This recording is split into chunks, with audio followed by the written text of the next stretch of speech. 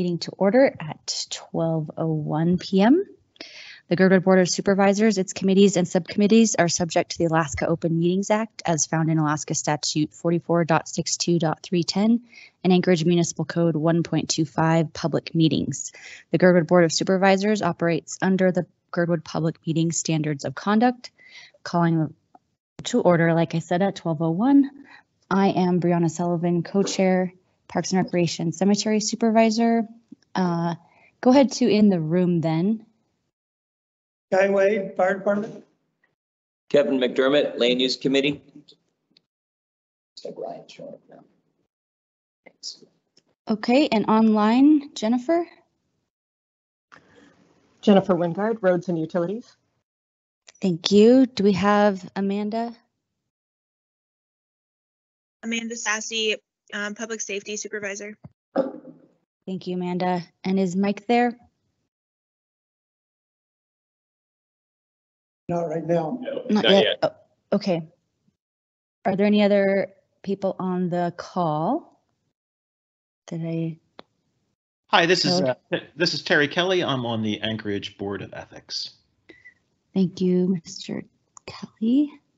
And this is Megan Carmichael, Assistant Municipal Attorney. I'll be presenting the ethics portion of the training from noon to 1 along with Terry. Okay, thank you, Megan. Are there any other committees from Girdwood online?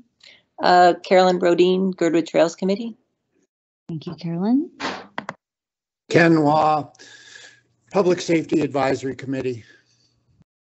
Thank you, Ken. Deb Essex, Girdwood Trails Committee.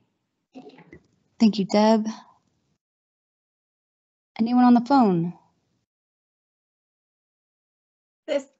This is Jessica Willoughby. I'm sorry you asked about people on the phone. I'm here via Teams, but another assistant municipal attorney here to present. Great. Thank you, Jessica, for being here. All right.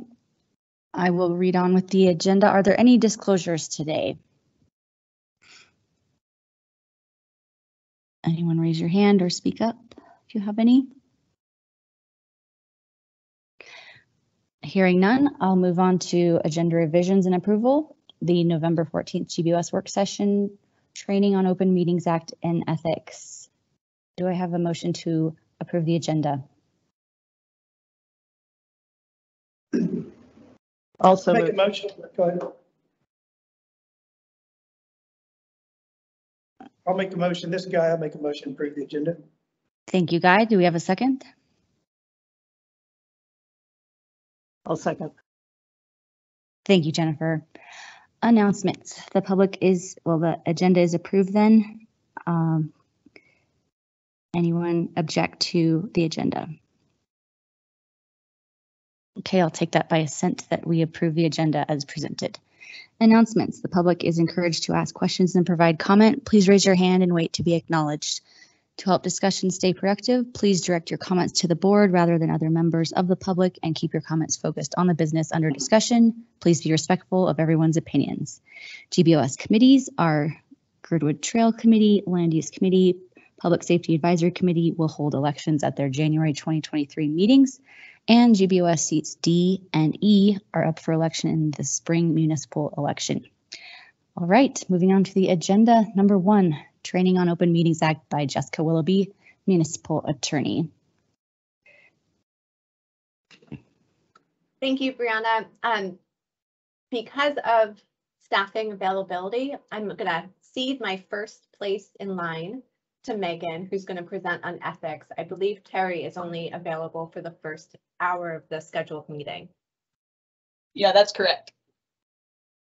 That sounds fine. We'll switch then.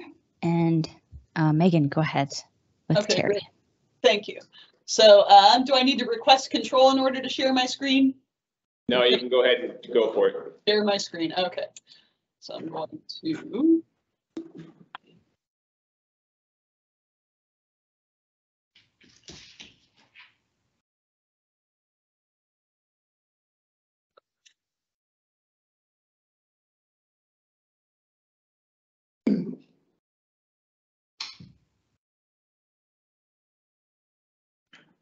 You guys probably can't, can you guys see that? The PowerPoint?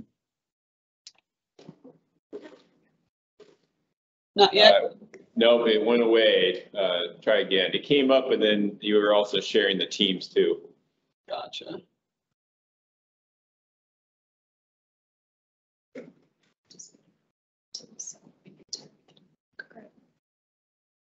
Okay, just 1 second. Bear with me. I might have to get some technical assistance here. I'll be right back.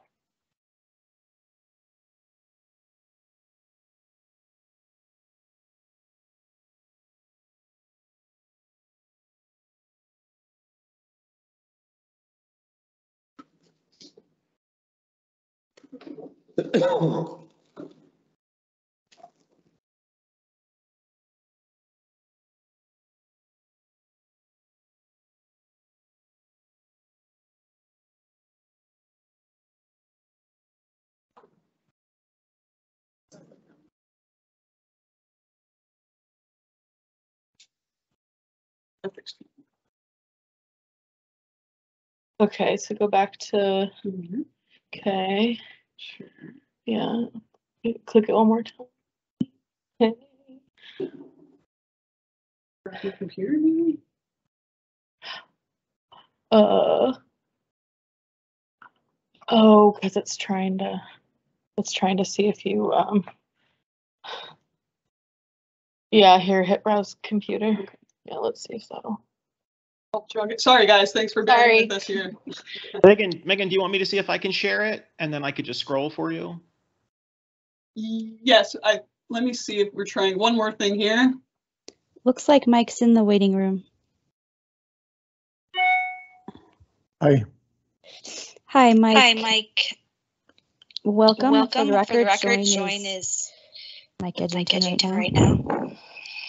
All right, Megan, that worked. I can see it. Okay, great. I don't think for you, but Okay. Okay, thanks. Okay.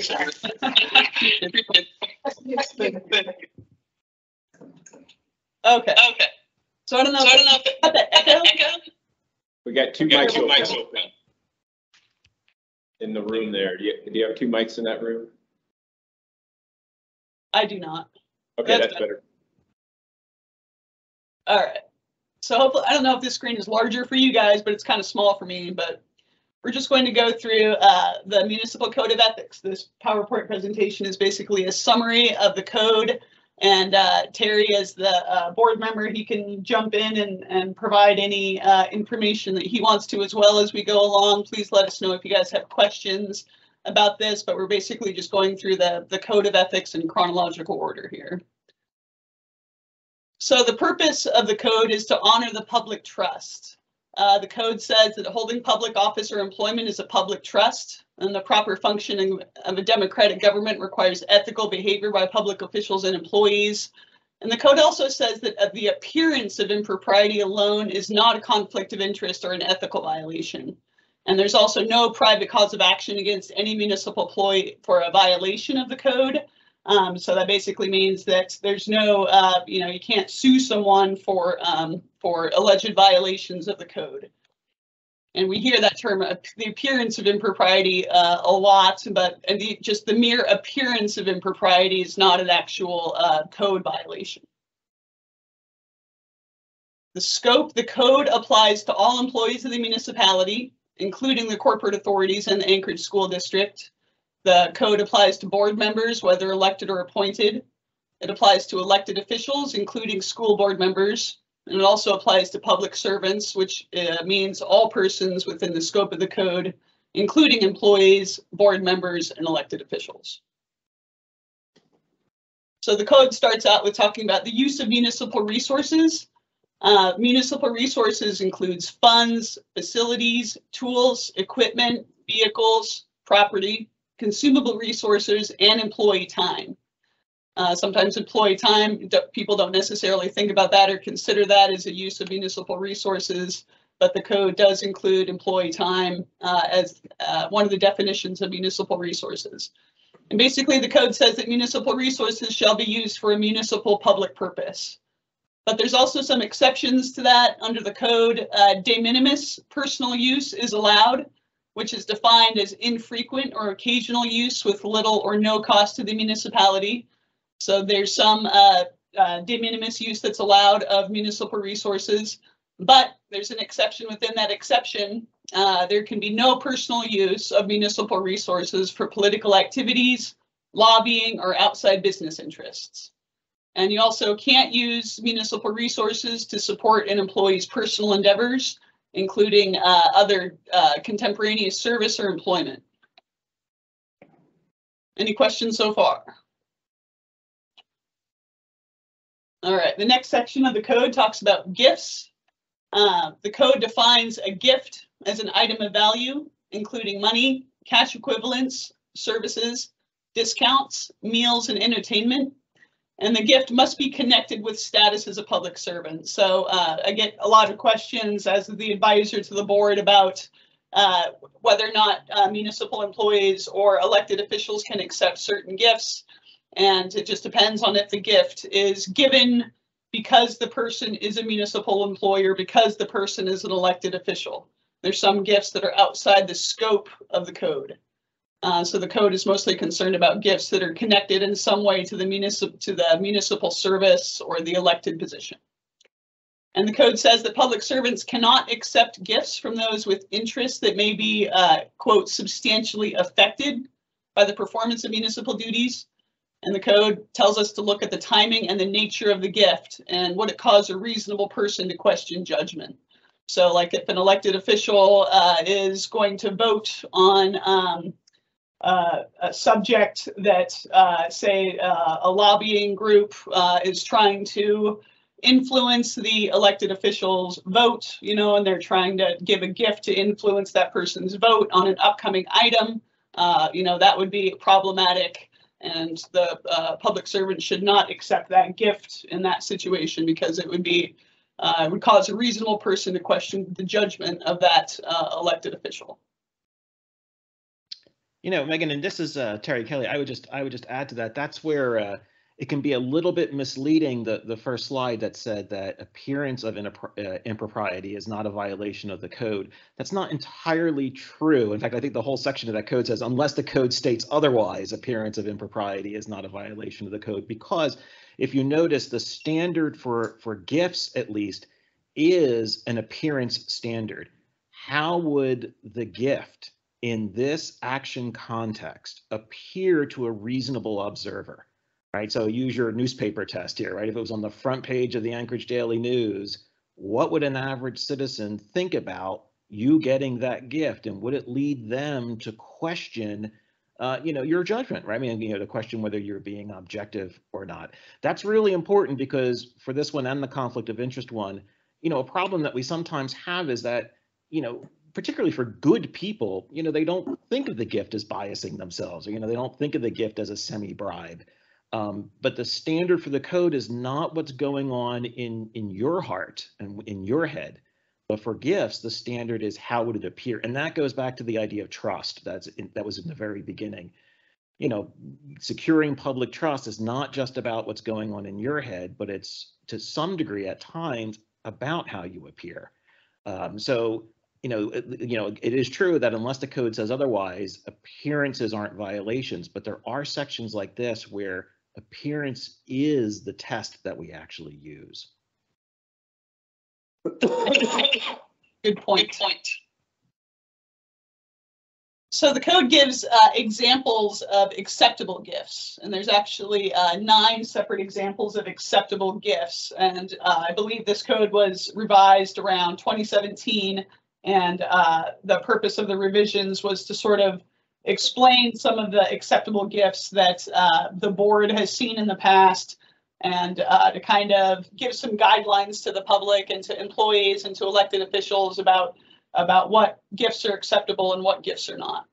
So items given for special occasions by coworkers are acceptable, perishable items for consumption or display, discounts, prizes, awards available to the public employees generally, as opposed to individual employees specifically, monetary awards for civic service, homemade items, occasional gift or meal worth $50 or less. So the code sort of uses this $50 threshold, gifts, under $50 are generally acceptable unless there's, some other reason to question the propriety of the gift, like Terry was just explaining.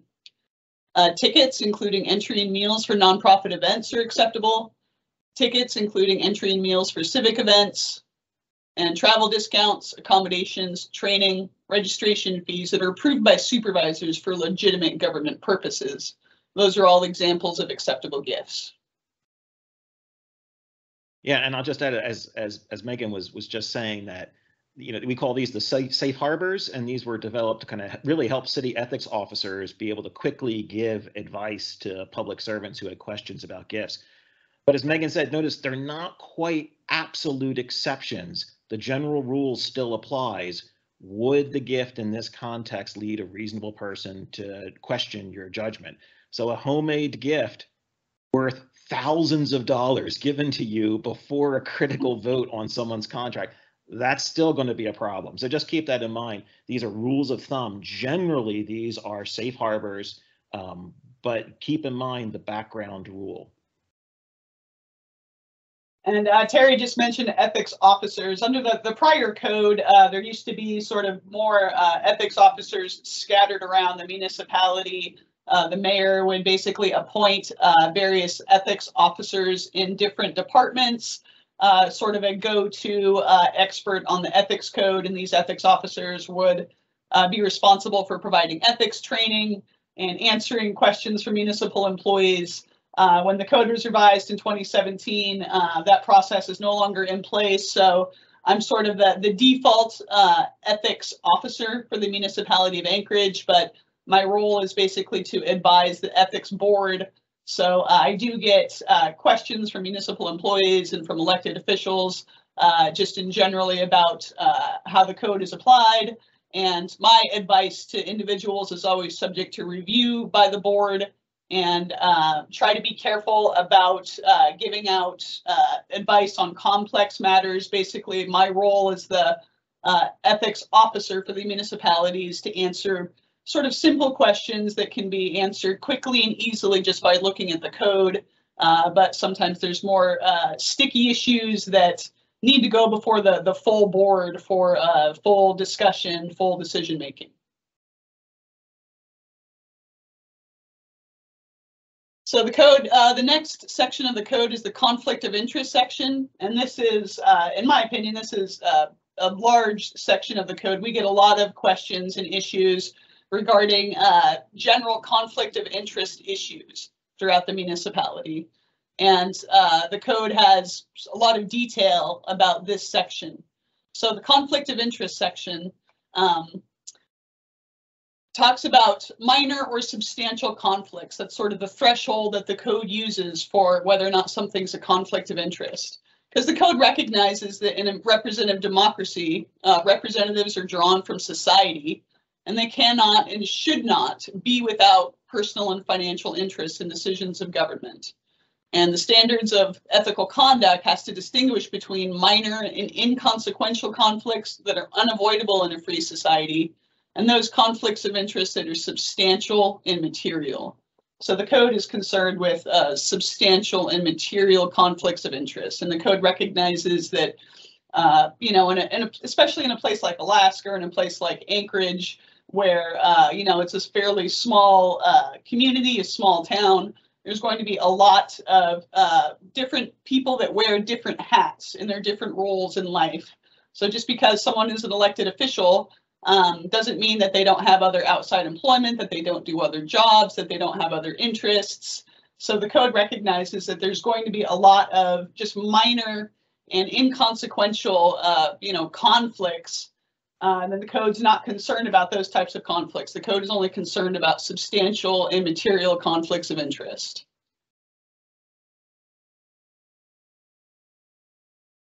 And the code says that a public servant shall place the public interest above any financial or private interest when taking official action. This is another important part of the code. I've been advising the Board of Ethics since the beginning of this year, since January of 2022. Before that, the Deputy Municipal Attorney Dee Ennis was the advisor to the board, and she was with the municipality for a long time. I want to say 10 or 15 years.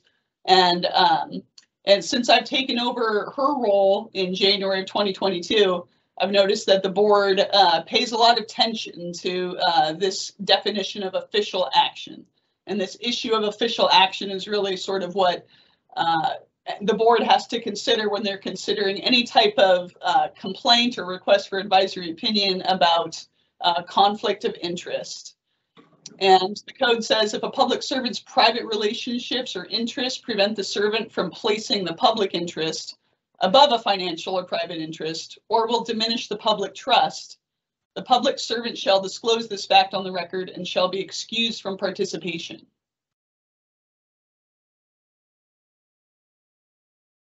Just look at the definition. So the definition of official action under the code is participation in a process, including deliberation, in which a decision or a recommendation is reached. An official action does not include, oh, I think it's on the next slide here. Thank you. Official action means participation in a process, including deliberation, in which a decision or a recommendation is reached. It does not include clerical or ministerial action, which is a prescribed procedure with limited or no use of judgment by the person performing the act or duty, and the action that does not substantially evaluate or impact the merits of the recommendation or decision. So that's an important piece that the board considers on a regular basis about whether or not somebody's taking official action and whether or not that official action could present a conflict of interest. And once again, it does not include clerical or ministerial actions or actions that don't substantially evaluate or impact the merits of the recommendation or decision. So I've just noticed in my time at the board that a lot of complaints or a lot of requests for advisory opinions where people think that there might be a conflict of interest, there's often not really an actual conflict of interest under the code because a lot of times the official action piece is missing.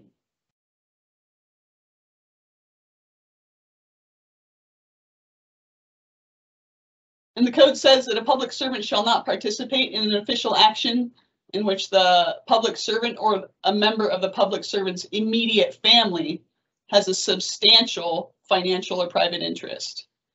And the code says that before taking official action, so prior to participation in official action, which is once again participation in a process, including deliberation in which a decision or recommendation is reached. So prior to doing that, the public servant shall disclose the financial or private interest for determination of whether they are substantial.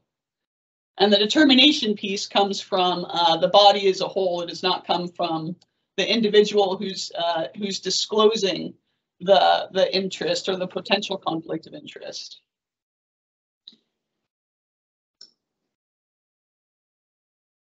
So under the code, oh, got to echo again. Megan, can I just interject something here real quick? Yes, please do. I can go back to the slide. Yeah, so before we get to assessing your interest, I mean, so one of the issues that's come up is, what exactly needs to be disclosed, right? And there's a, what does it mean to have an interest, right? So for an interest, think about, is there some sort of downstream effect from the official action that would promote your, well-being, financially or personally, right, in terms of personal relationships or, obligations that you might have. And that will count not only for you, but if you are, for instance, say like a board member of an organization or something like that, the code reads you as having that organization's interests. So again, try to use the newspaper test, right? If don't try to think of it. It can be really cloudy to think about this with our own minds, especially if you're a good person, because you think, well, of course, I'm not influenced by that. So the thing is to think about, were this on the front page of the paper, could a reasonable person say, oh, I could see how that might influence them, or I could see how they would benefit from this. Maybe not substantially, right? Maybe it's just a minor benefit. But when it comes to disclosure, you don't want to disclose only interests that you think are substantial. You really want to disclose any interest that you could see someone reading that newspaper saying, oh, I could see how this person would have some unique benefit from their interest and what their official action is. Really want to get as many interests on the table, then you can assess them in terms of whether they're substantial or not. And again, the only thing that's reviewable by the Board of Ethics is the adequacy of the disclosure. So did you disclose interests that you had in the matter? Did you disclose them well enough for the board to make an intelligent decision about whether your interest was substantial? If the board follows the process, if the board makes its own decision about whether the interest is substantial, and that's not reviewable by the Board of Ethics. Only the quality of the disclosure is reviewable. Thank you, Terry. And Megan, we also have a hand up. Could we take a question? Sure. Go ahead, Mike. It's Mike Edgington and I'm on GBOS. So we obviously are subject to the ethics rules. So really, I had a question about the threshold for disclosure. I hear what Terry says, and I agree that they're you know, anything where there's a reasonable perception of, or where there's any real perception of conflict. We had a case a few years ago where we actually got I think it got referred to the Board of Ethics across GBOS. The request is published on the website, but the response is not. And I think it would be helpful if the response was published. I can't remember the reference. I could put that in the chat in a minute. But there was an extremely low threshold recommended by the Board of Ethics for disclosure. I mean, to the point that if you have donated any time or donated any money to a nonprofit, you should disclose that level of relationship. And what I notice is nowhere else, no other board or commission I'm aware of, is anything like that level of disclosure required or practiced. In fact, at the Assembly, I've noticed they've actually backed off quite significantly, and they've been talking about not going through the whole disclosure process for what appear to be much more substantial questions. So I just wondered if you could give us a little bit more, either guidance or, you know, are we doing it the right way and everyone else is doing it wrong? Or, you know, what's the kind of the level of, you know, threshold? Is it that there could be a feasible argument made, or are there actually any tests we should use ourselves to say what level reaches disclosure? I don't mean whether it's substantial, I mean just any level of disclosure at all. Well, I was going to provide some of the definitions under the code, and then Terry, you can follow up with anything else you would like to add based on your. I'm still getting this echo. Is there? I don't know if there's a microphone on in the background or something, but I'm just going to start off reading some of the definitions under the code for economic interest. So economic interest means a benefit, financial interest, special privilege, or contractual relationship. And once again, like we talked about, the code is concerned about substantial financial or private interests. So that's economic interest. Financial interest is defined as the receipt of a pecuniary benefit and the expectation of receiving a pecuniary benefit. And there's a few subparts to it. So a financial interest of a person includes a financial interest of any member of the person's household. So that's another thing to consider, just the person's household in general. It doesn't talk about immediate family. And the code also defines financial interest as a person has a financial interest in an organization if the person has an ownership interest in the organization or is a director, officer, or employee of the organization. And so that's sort of what Terry was talking about before, by the code sort of assumes that a person has a financial interest in an organization if a person is on the board of an organization. And then the final definition that I wanted to read was a private interest. Under the code, a private interest means an interest affecting, belonging, or accruing to an individual or private entity as distinct from the public interest at large. So, you know, as my role as the advisor to the board, it's always important to look at how terms are defined under the code. So that's some definitions to think about.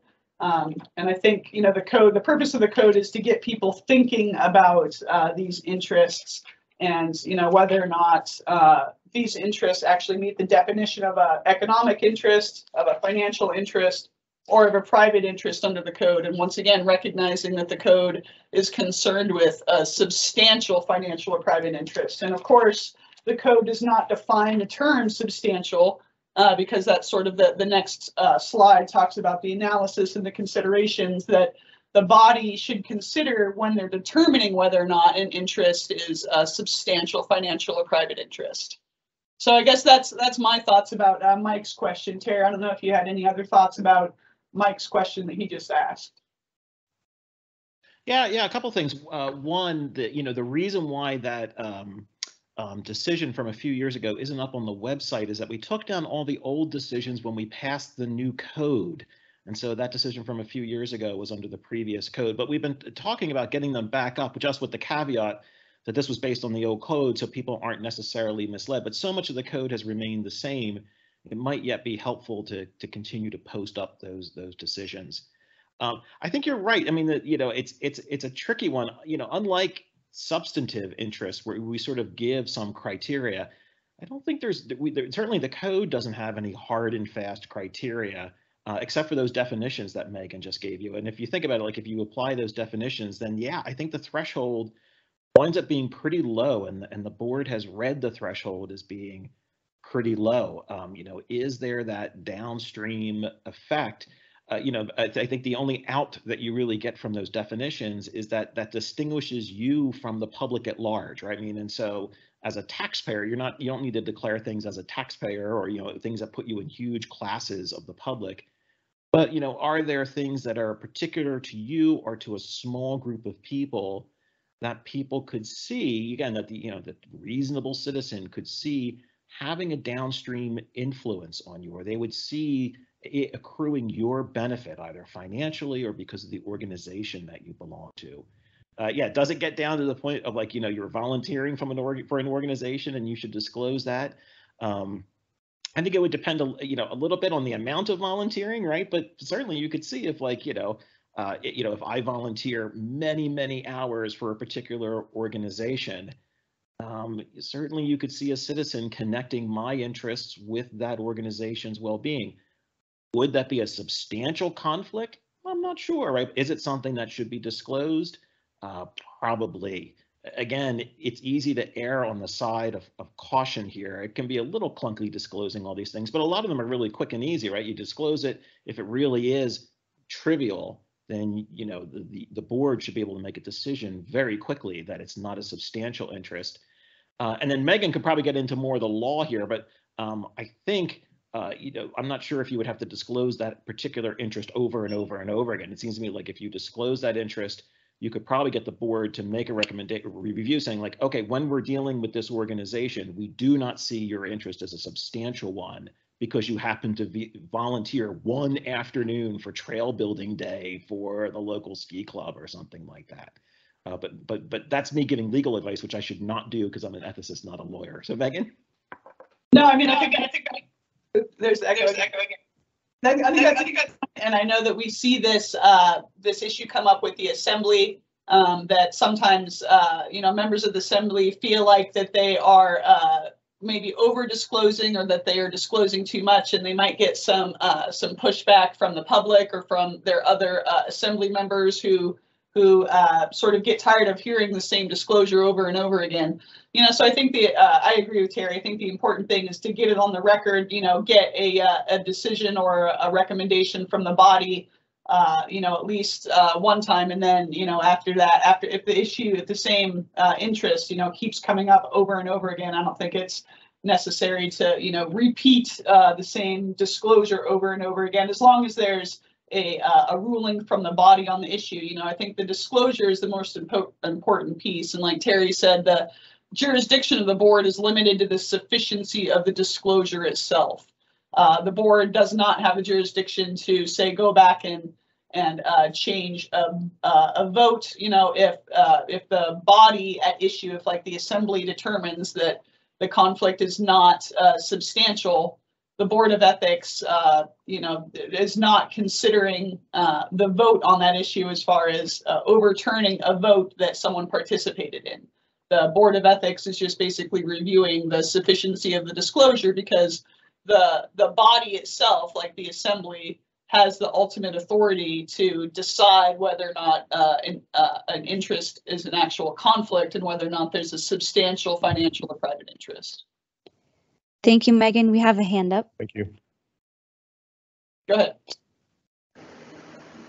Thank you. This is Jennifer, and I just wanted to kind of follow up on Mike's question. If I'm understanding correctly, I guess specific for our, let me put it this way, specific for our purposes, whenever we do the nonprofit grants, we are in a situation where every member of the board has always at least volunteered, if not also contributed somewhat financially, to at least one organization and sometimes all of them.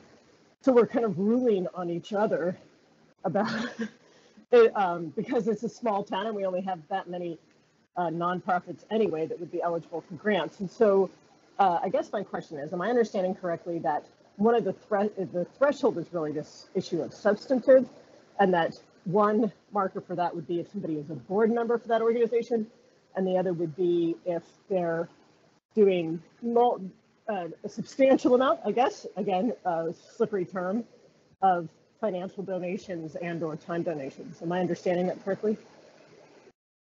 Yeah, and once again, the code defines the term financial interest. It does not define the term substantial financial interest, but the term financial interest does include, it says a person has a financial interest in an organization if the person has an ownership interest in the organization or is a director, officer, or employee of the organization. So if someone is a board member, the code, assumes you have a financial interest in that organization. The question remains over whether or not that financial interest is substantial, whether or not there's a conflict of interest that's tied to some type of official action. But I would agree with Terry as well that the requirement for disclosure is fairly low. Recognizing the fact that, once again, like you just mentioned, Jennifer, small town, especially like Girdwood, where everyone, is involved in the community. And, the purpose of the code is not to discourage, public involvement. I think the purpose of the code is meant to get people thinking about these issues and to be mindful of these issues with the idea that you want to be open and transparent, sort of like the beginning of the code talked about. We want people to be considering these things, and so that these things can be open for a robust discussion in the public, so that there's no question about whether or not there's some type of secrets going on, there's some type of shady backdoor deals going on. I think that the purpose of the code is to be open and transparent, to have a discussion in public for a determination by the body of whether or not these interests are actually substantial. Anything else you want to add? Megan, I would just add, in terms of, if you look at the code, one way you can make this more convenient or seamless in your meetings, if you look at the code, the chair of the body makes an initial determination about whether this interest is substantial or not. So it can be really quick. I mean, if it really is a relatively trivial interest, but you say to yourself, I could see someone connecting the dots here, that there's a downstream effect where maybe I don't benefit much, but I could see how someone might think I'm benefiting from this. You can disclose it, give, in some cases, you don't have to give it all that extensive the facts, especially if it's a fairly superficial interest. The chair can make a quick ruling that it's not substantial.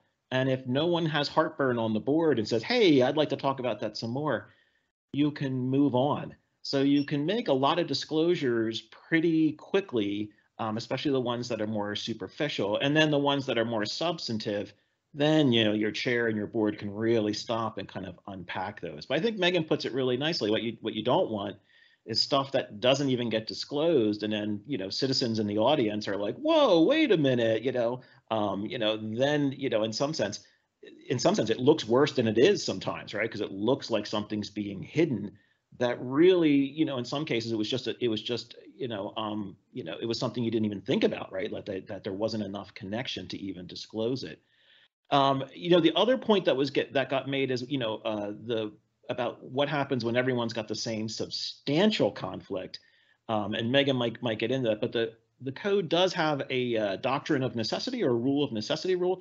If it is the case that a majority of the board is in fact disqualified due to the same conflict, then the board is allowed to act even though it has those conflicts. And so the idea is that the board cannot be completely disqualified from acting. It has a job to do representing the citizens of Girdwood. And again, this certainly could happen in a small town. It probably does happen all the time. It does not paralyze the board from acting. If you have the same conflict and it's substantial and it's going to eliminate a quorum, then the board is allowed to move on and take official action, even though you may have those substantial conflicts. Yeah, and the rule says that the board may apply the rule of when the assembly is legally required to act and it lacks enough members to take valid official action solely due to assembly members being disqualified by shared or substantially similar conflict of interest from participating in the matter. So the code, recognizes that issue that can come up, that sometimes, all of the members of a body can basically share a similar conflict, and that they're still able to take action on that. Once again, the purpose is disclosure, get it on the record.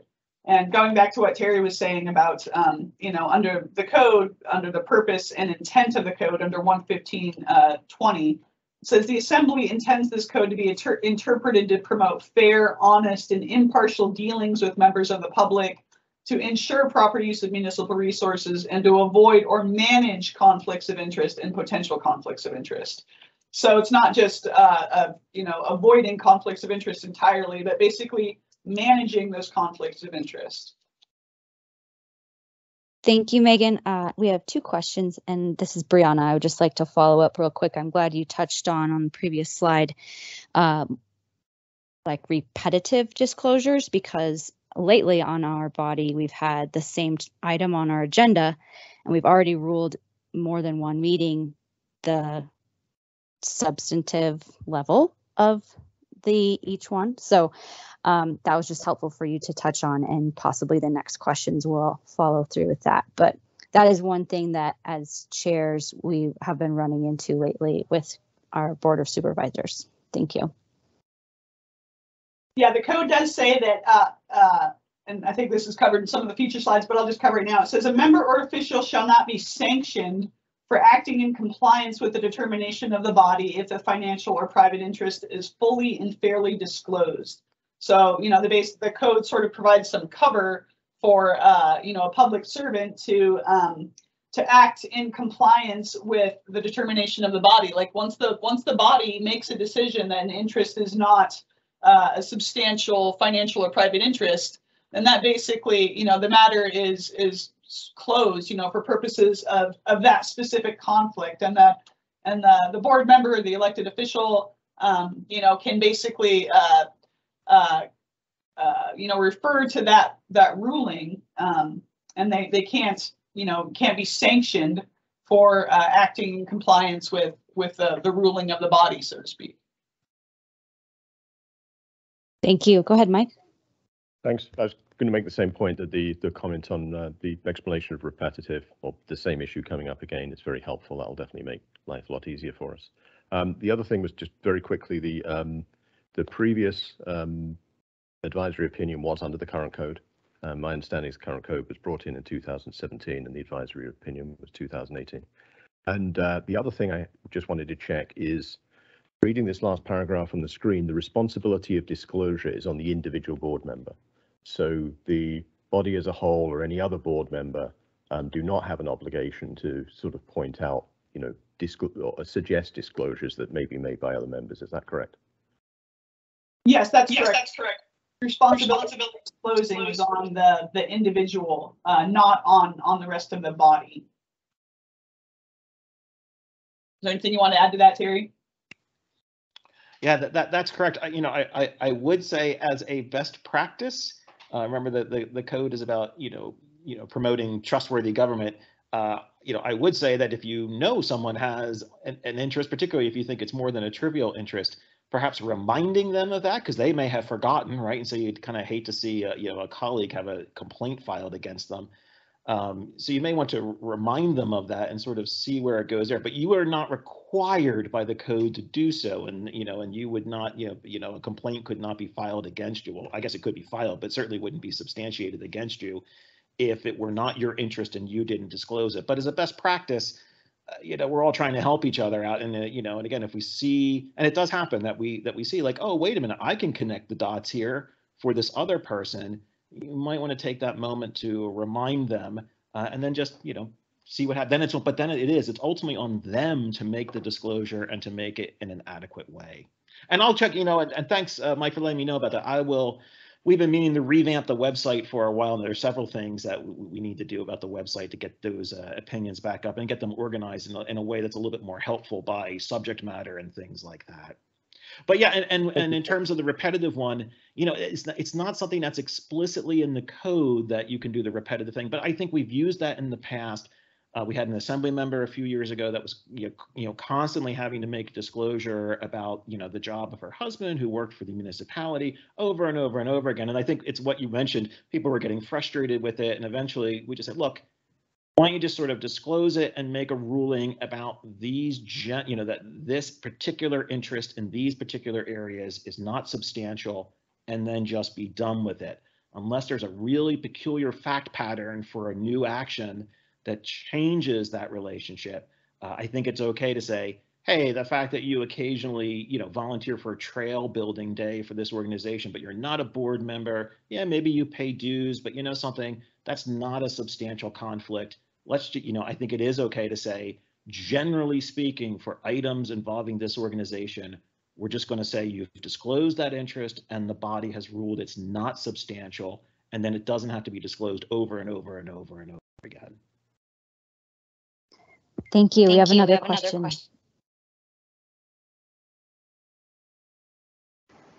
Hey, I don't want to delay your presentation, but just while we're here, could I ask another question? It sounds like the threshold is about personal benefit. This has come up in Girdwood when we are voting on a specific organization that a member is involved in. It sounds like the concern is not about whether or not the vote benefits some nonprofit that the member also participates in, as long as they're not getting a personal benefit from it. Is that roughly true? Well, I think there's two different kind of standards. There's the standard for disclosure, which I feel like is fairly low, just based on the definition of financial or private interest. Those interests should be disclosed on the record. And then, like Terry said, the chair makes an initial determination over whether or not those interests are substantial. And so there's, a sort of, and that's where these consideration factors come into play. So that's where the next slide comes in about the 6 questions that the body should evaluate and consider over whether or not interest is actually substantial. So I think that the threshold for disclosure is fairly low. But that the determinations over whether or not those interests are actually substantial is a more nuanced discussion, and we can move on to that slide next if you guys are okay with that. I think Mike's hand's up, just to double check before we move on.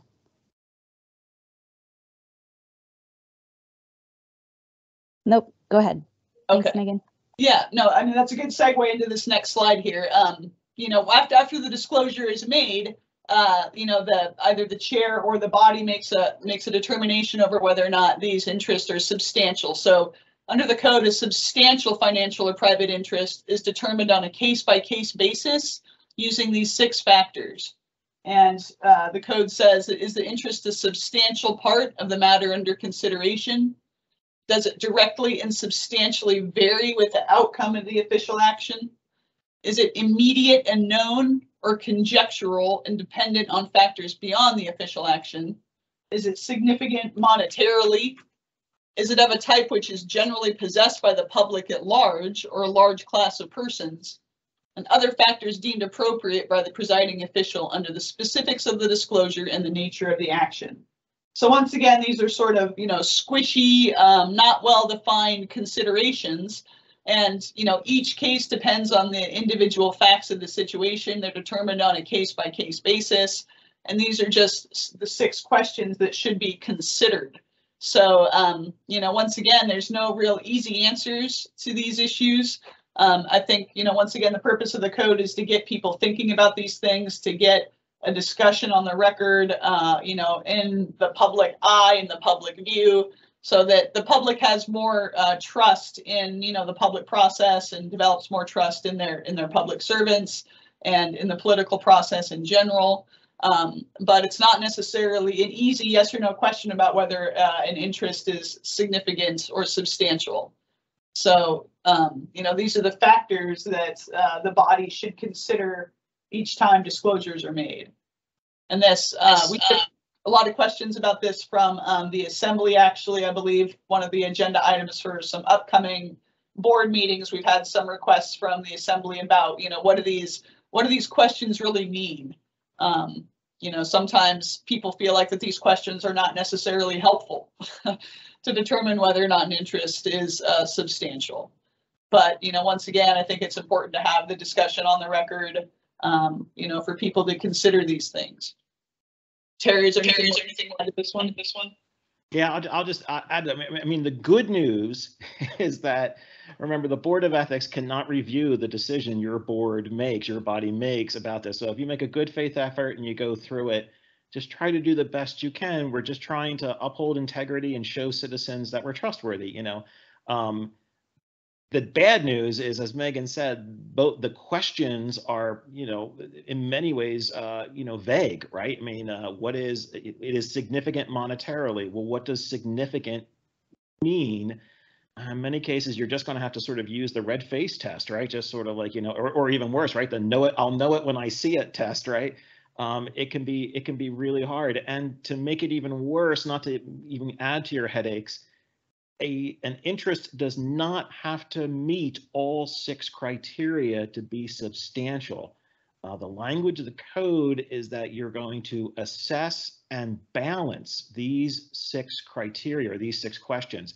So for instance, if the more the interest does have a monetary impact, if it's millions of dollars, then you might be less tolerant of an interest that maybe is a little bit less directly connected to the official action. So it's a little bit of, you know, my business, we call it a reflective equilibrium, that, you know, you're applying these, but it doesn't, you know, if something doesn't have to, the answer doesn't have to be yes to all 6 for it to be a substantial interest. And I would say the only one that really gets you out again, though, is number 5, right? You know, number 5 is if you possess the interest with a, you know, it's possessed by the public or a very, very large class of people, then, you know, then you're okay. That one really is sort of a safe harbor. It lets you out. Yeah, and Terry brought about the term valuation and balancing of these 6 factors. The code says whether the financial or private interest disclosed is substantial shall be determined on a case-by-case basis with evaluation and balancing of these factors. So it's just an evaluation and balancing process. It's not determinative.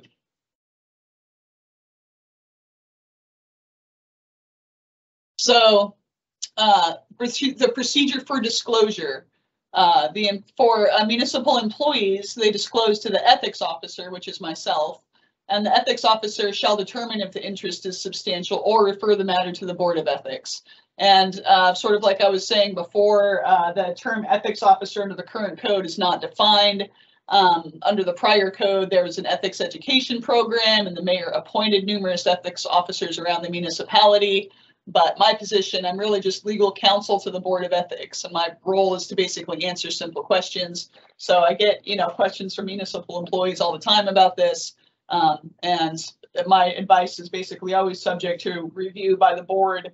And sometimes it's better to get, you know, a board decision on these issues instead of just my, you know, opinion, basically based on the code. So that's for municipal employees. But for board members and elected officials, once again, the code says prior to comment, deliberation, or a decision, the member must disclose the potential conflict in sufficient detail to permit other members to determine if the interest is substantial by majority vote. And the mayor, there's a different process. The mayor should disclose prior to action to either the ethics officer or the Board of Ethics, and the ethics officer's advice is subject to the board review. So for board members and elected officials, they need to make a disclosure in sufficient detail to permit other members to determine if the interest is substantial by a majority vote. And like Terry said, the chair can make that initial determination, and I believe that's covered in the next. Let me see if it is covered in the next slide. Okay, it's not covered in the next slide, but the code says if the presiding officer exercises parliamentary authority by making an initial ruling on a disclosure of financial or private interest, the decision of the presiding officer may be overridden by a majority vote of the body.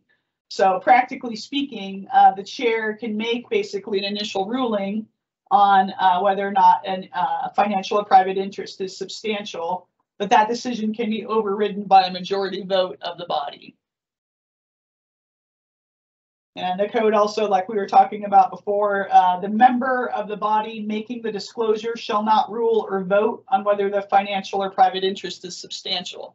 They're basically they don't vote on their own disclosure. And once the body makes a determination over whether or not interest is substantial, they cannot be sanctioned for acting in compliance with the determination of the body.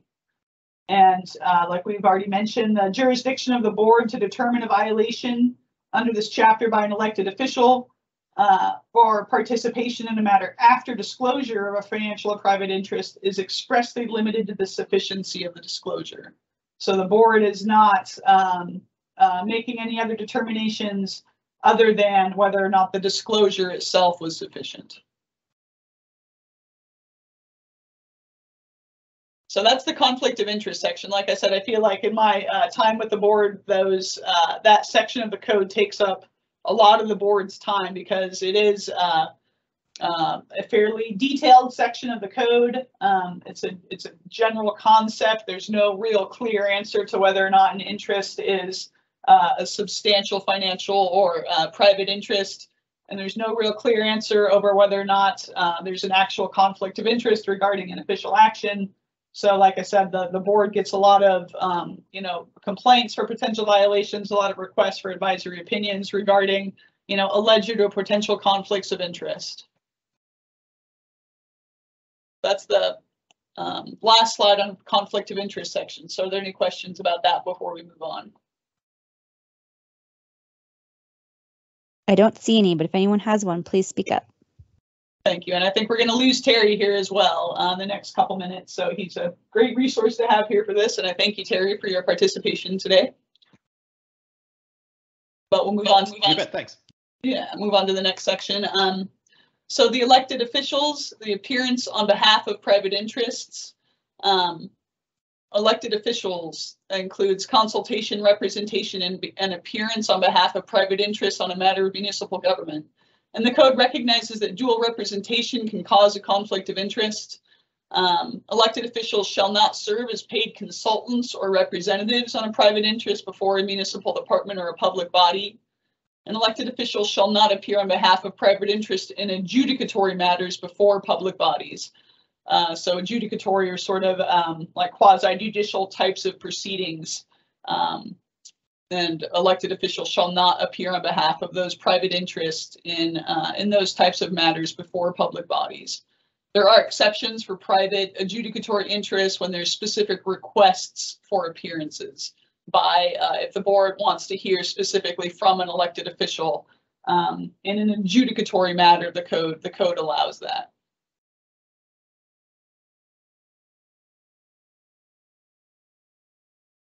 Charitable nonprofit board member service, we sort of talked about this. Elected officials and immediate family may serve without compensation as voting or non-voting members of a charitable nonprofit organization that receives funding from the municipality or the school district, but the elected official must still disclose the service before participating in an official action. So just a little bit of redundancy there with the general conflict of interest section. Some of these other sections are sort of more specific applications of the general conflict of interest section. So elected officials still are required to disclose the service on charitable nonprofit board members before participating in official action. Yeah, and the background for that one was just like, you know, a question, you know, is it's organizations that receive funding from the municipality or the school district, right? So so the question was, does that simply preclude an elected official from being in one of those organizations, or preclude their family members from even being a board member of those organizations? And the board ruled, you know, a few years ago that it doesn't universally preclude it. It is potentially consistent. But again, it puts more weight on the disclosure. When matters come up involving the organization you're a part of, you got to be real careful about disclosure. And again, I would keep the bar really low. If you're especially a board member of an organization and that organization is affected by official actions that you're engaging in, definitely disclose and get it on the table, even if you think the downstream effect is fairly trivial.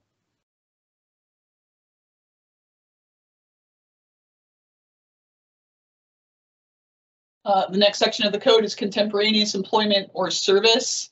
And there's basically, the code does not prohibit outside employment for municipal employees. It just prohibits outside employment that's incompatible or in conflict with the proper discharge of the employee's municipal duties. So if, you know, if a municipal employee has some outside employment that, you know, could directly benefit from their position as a municipal employee, then that's prohibited. And for elected officials, they're not allowed to have other municipal employment or elected state office unless allowed by ordinance. The mayor has to present the issue to the Board of Ethics, but they may have a financial interest in a business that's managed by others. And independent contractors through competitive bidding is permitted. So once again, the issue is whether or not the outside employment is actually in conflict or incompatible with the municipal duties. Could the person's outside employment directly benefit from their position as within the municipality? And there's a lot of ordinances. Well, this slide specifically talks about ordinances, but there's also state statutes in Alaska regarding contemporaneous service or employment with various elected positions. And so we've got those questions have come before the board over whether or not a certain elected official is allowed to have other types of office. And there are some specific state statutes that deal with that, but we're not going to get into the scope of those today because the jurisdiction of the ethics board is limited to the interpretation and application of the municipal ethics code. So the board doesn't interpret or apply state statutes or federal statutes. They consider them, but they really only have jurisdiction to apply the municipal code of ethics.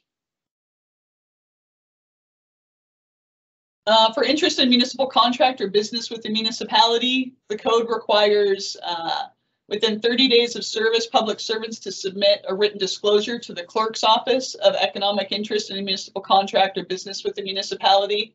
And the board receives these forms on a regular basis. And the criteria is the public servant may not have a personal or financial interest in a municipal grant or contract unless the public servant does not take official action that could directly affect the request for services or administration of the grant, contract, or lease. So once again, that term official action is really the linchpin that the code uses to determine if someone has an actual conflict. Just because someone has an interest in a grant, it doesn't necessarily mean that they're taking any official action regarding that grant, contract, or lease. But the idea is, once again, for disclosing those interests, get them on the record, submit them to their clerk's office. And this sort of comes up with sort of higher level positions at the municipality with directors or managers.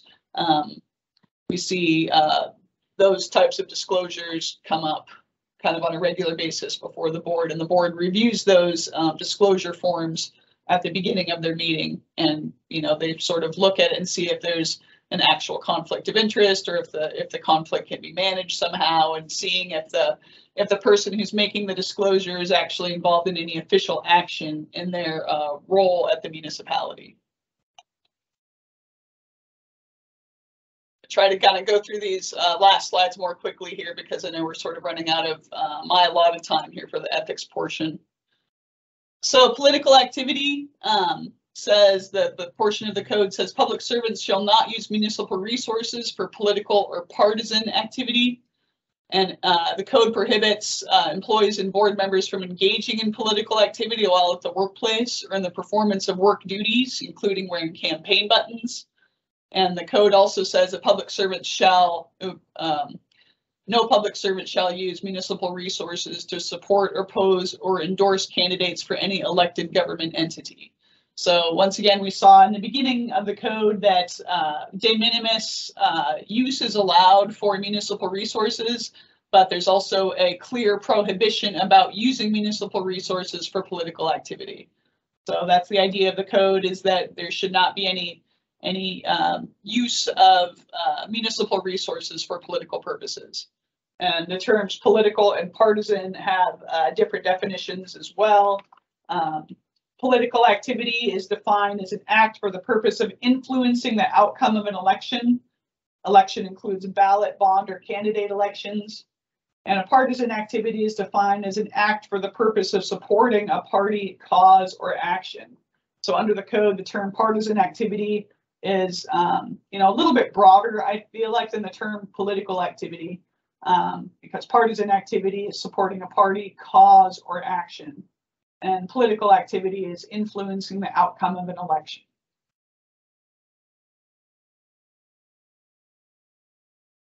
Confidentiality and use of non-public information. The code says no public servant shall use, disclose, or release confidential or non-public information gained through the person's municipal position unless authorized by law or order of the court.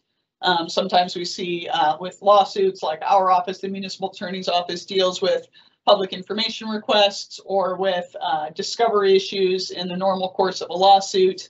And that type of release of information is permitted if there's some type of litigation at play where the rules of evidence require the disclosure of confidential or non-public information. But in general, public servants should not release confidential or non-public information gained through their position unless authorized by law or the court.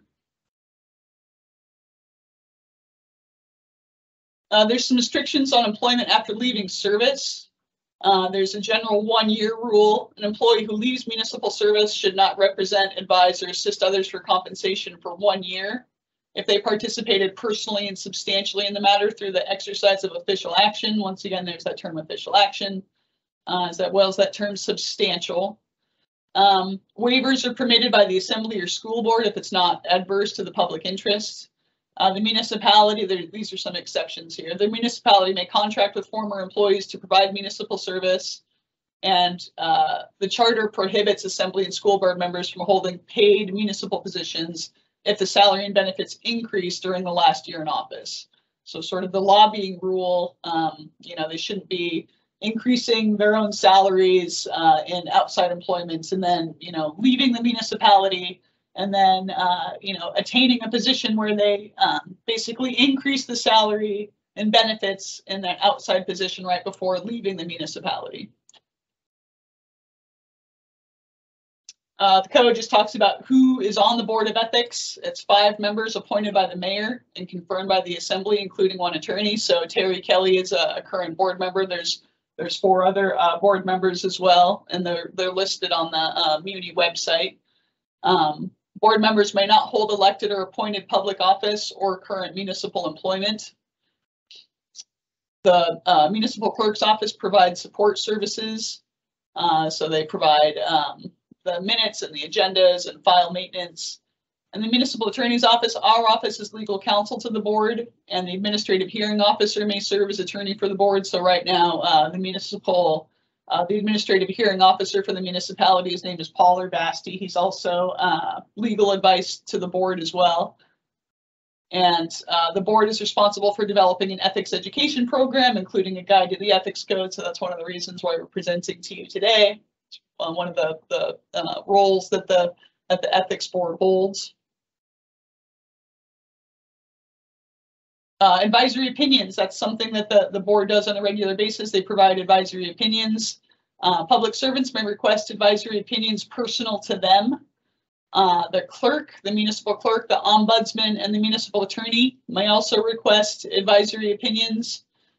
So a member of the public who, basically the code basically says that, a person can request an advisory opinion about a specific issue that's specific to them. And these three other positions, the clerk, the ombudsman, and the municipal attorney may request advisory opinions. But the purpose of an advisory opinion is to get basically an interpretation of the code itself. And the request is confidential unless confidentiality is waived. And the board may exercise discretion responding to requests because, this is a volunteer board. They meet about once a month. Their agenda is often very full. They have, these things take time to consider. So not all, requests are, like the board is not required to issue advisory opinions just because somebody requests one. There's a lot of jurisdictional issues that the board has to determine before they decide to issue an advisory opinion. And there's just limited resources that the board can expend on advisory opinions in general. And board decisions are published on the clerk's website. The published versions are redacted for confidentiality. That's something that, like Terry mentioned, that we're currently working on updating. The website is not necessarily currently up to date for advisory opinions. And that's something that our office, the municipal attorney's office, and the administrative hearing office help with as far as redacting and doing sanitized versions of advisory opinions to protect confidentiality. Sometimes people waive confidentiality when they're requesting advisory opinions. Sometimes they don't. Sometimes people waive confidentiality because they want a decision, once again in the open, for the public to see. If they're requesting an advisory opinion about themselves, if they want to know if their position is a potential conflict under the code, they might waive confidentiality, just depending on it's their choice whether or not they waive confidentiality or not. And advisory opinions are different than ethical complaints or ethics complaints for potential violations. That's a different process under the code. There's different code language over complaints versus requests for advisory opinions. And any adult resident of the municipality may file a complaint alleging a public servant's conduct violates the ethics code. The complaint is confidential unless confidentiality is waived by the respondent, and then the code is the respondent is the person who the complaint is filed against. But once again, there's some jurisdictional thresholds that the board can consider. The board may decline or cease review of an ethics complaint for several reasons, including lack of jurisdiction, if the complaint is trivial, if the board resources are insufficient, or if the complaint lacks supporting information. If the board accepts the complaint, the respondent may appear and provide information, and the board will make findings and issue a report. And the board can make recommendations for corrective action. So that's, once again, this is a different process for complaints versus requests for advisory opinions. But the board, when it comes to advisory opinions, they can consider these same jurisdictional factors about the lack of jurisdiction, over triviality, over board resources, they can use those factors to decline or cease review of advisory opinions as well. And the ethics complaints are not listed on the website currently. That's another thing that our office and the administrative hearing office is working on. We're trying to issue sanitized versions of complaints on the website as well, just to give the public, more guidelines and more information out there about actual decisions from the board about complaints for potential violations, because the code talks about creating a public record. The code says that until the board completes a report for distribution as a public record, the board's review of potential violation is confidential unless confidentiality is waived. So it also says the board shall protect the confidentiality of complainants or witnesses coming before the board, except as may be necessary to enable the board to carry out its duties. So we're currently working on completing reports for distribution as public records when it comes to actual complaints. Right now, advisory opinions are the only thing that are actually published on the board's website, but we're working on publishing sanitized versions of complaints as well, with confidentiality in mind, trying to protect the confidentiality like the code requires. Final thing that the code says is the Board of Ethics shall present and prepare an annual report to the Assembly Rules Committee for review and submission to the Assembly. So that's another role that the Ethics Board does, is drafting an annual report for the Assembly. There's, I just included a link to the website on the muni.org website where the Ethics Board posts their information, and they've got meeting schedules. They've got forms for disclosing the interest in a municipal contract and intent to respond to public solicitation. There's forms for requesting advisory opinions and ethical complaints for potential violation. And the website also has links to board decisions for advisory opinions. And as we said, those are a little out of date. We're working on updating those, but that website is a helpful resource as well for folks to look at for meeting schedules. It's got the current board members and their terms of service, and some of these links to forms and requests for both advisory opinions and complaints. So that's the end of my presentation. I apologize for going a little over our time limit here, but are there any final questions as we wrap up?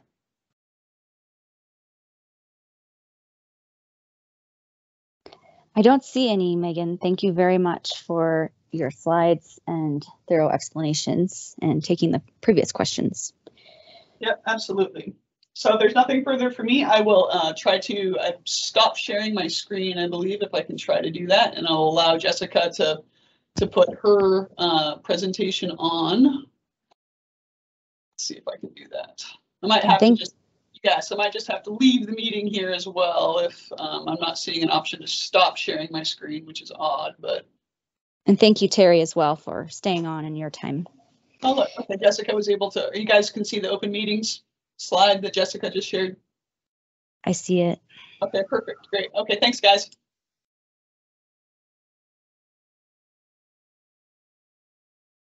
Hi, everyone. This is Jessica Willoughby. I recently moved to 3 monitors. So tell me if you're seeing a full screen of our slides. I know text gets quite small on these screens. I see the main one that's selected and then the list of 3 more on the left side on my screen. See. I can switch screens. Here we go. There. How about now?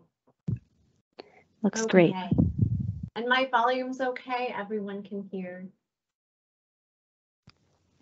I think so. It's much better than for my ears than the last one. Thank you so much, Megan. I am presenting on open meetings today.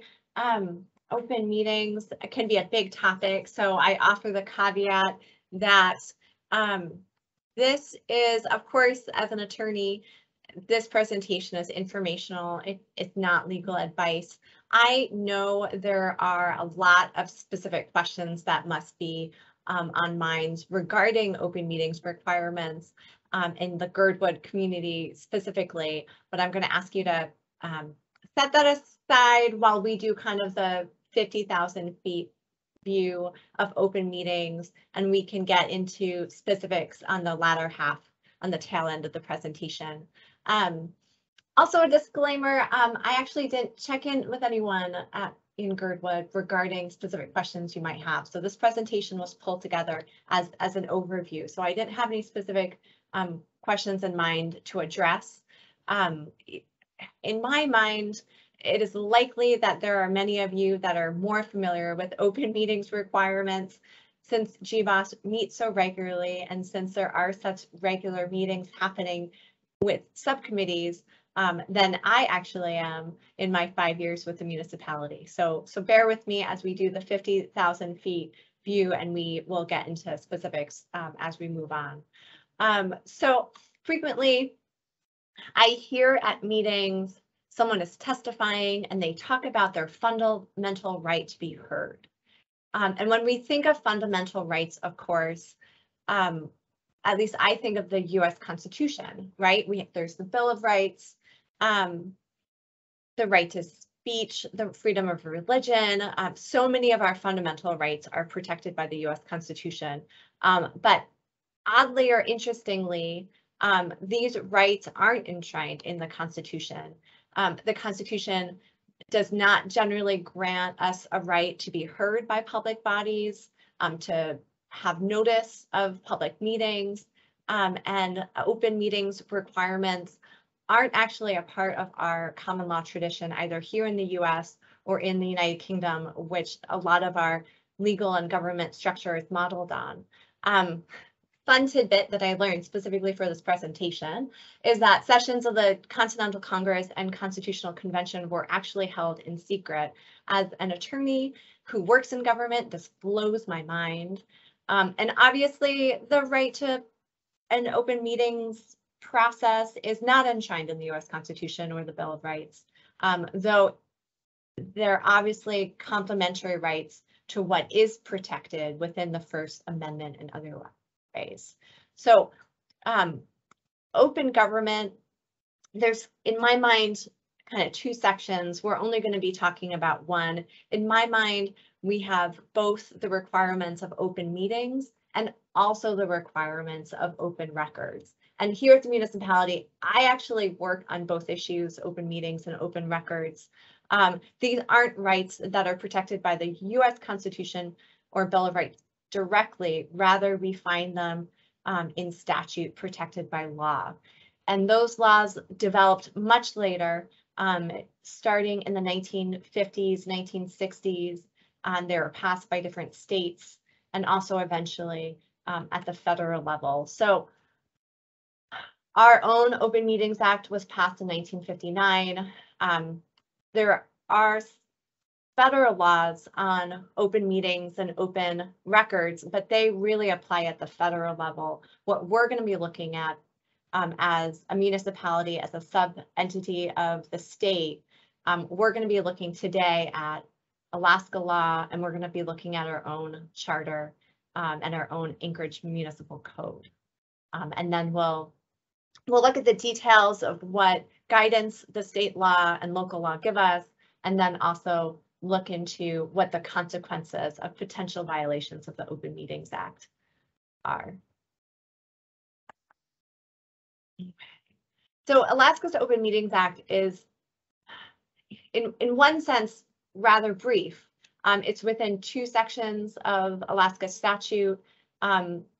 312 regards policy, and you'll see in the language of this policy, I don't know, the heartbeat of Alaskan thought, right? Because it's very much saying that government should be open and our deliberations be conducted openly, that the people of the state do not yield their sovereignty to the agencies that serve them.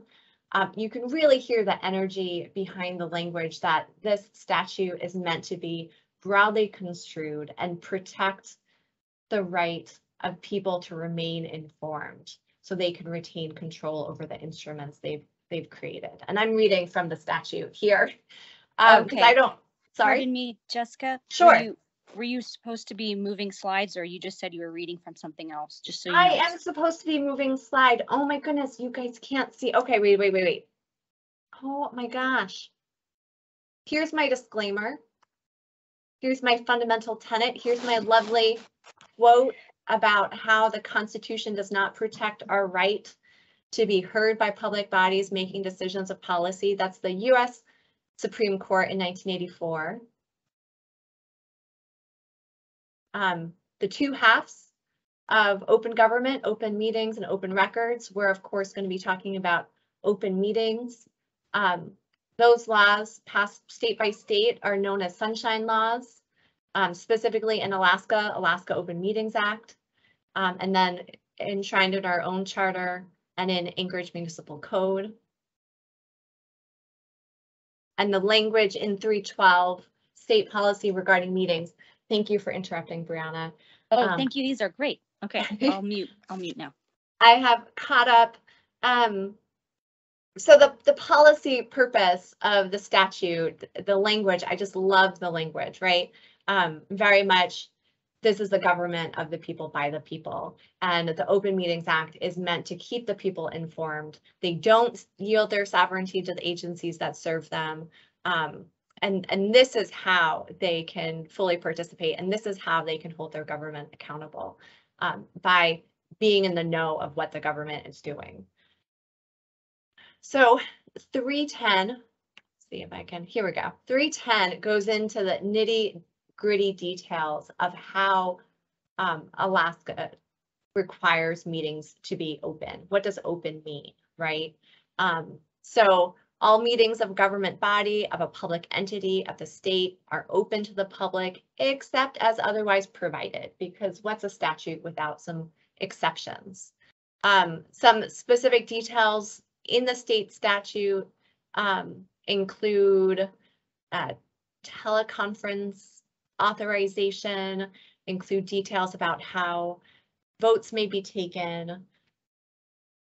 Subsection B goes into executive session. Executive session, of course, as you already know, is one of the largest exception to public records, open meetings requirements, that a body may meet off the record and out of the public eye, ear, to discuss very narrowly defined subjects. And they're defined by statute, and then they're also further defined in our own code. One recurring requirement of executive sessions, of course, is that action may not be taken, votes may not be taken during executive session, only discussion. And of course, because there's always an exception, there's the exception to give direction to an attorney or labor negotiating regarding pending labor negotiations and litigation. And so this is specific to this state statute, which subjects may be considered in an executive session. And this local language echoes this to large part. So we have matters which have an adverse effect on finances of the public entity, subject that may prejudice reputation and character of any person.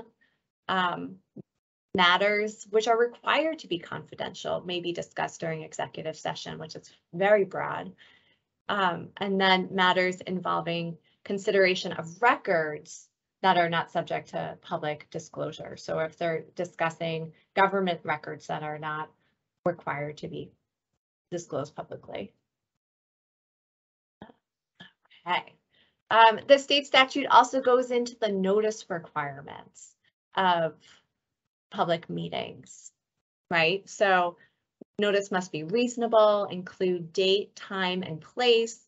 If the meeting is by teleconference, the information regarding the teleconference must be included. You'll notice there's no language regarding Teams or virtual meetings, and the statute hasn't been updated in the past, off the top of my head, maybe 10 years. So you won't, there is some language somewhere regarding virtual meetings, but not, here we go, Alaska Online Public Notice System.